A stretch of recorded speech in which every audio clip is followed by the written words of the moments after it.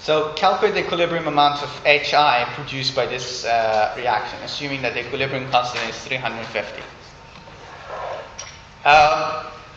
If you balance that out, you get the sigma I Vi equals 0, because you have two species, minus 1, minus 1. Then you can set up your equation. Now, you know x squared hi over x h2 x I2 equals, let's call them n squared hi over n h2 n I2.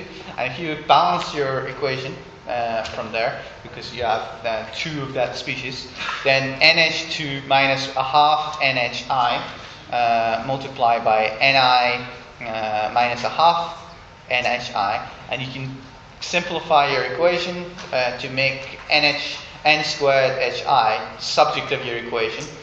Then you can solve for each part of that. So and what you have here is your quadratic equation. What you do is you solve for the first part, you solve for the second, so you solve for this part, which is your P, and you solve for the second part, which is your Q in here, in this case, and you get minus 111.3 moles and 2,832 moles. It should not be squared. And if you solve for that quadratic equation, so n squared hi multiplied by minus 111.3 nhi minus 2,832, you'll get 71.9 and 39.4 moles.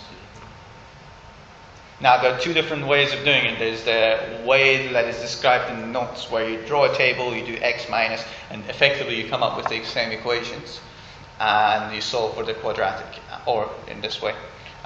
There are quite a few different ways of doing it, but these are two different ways. Is that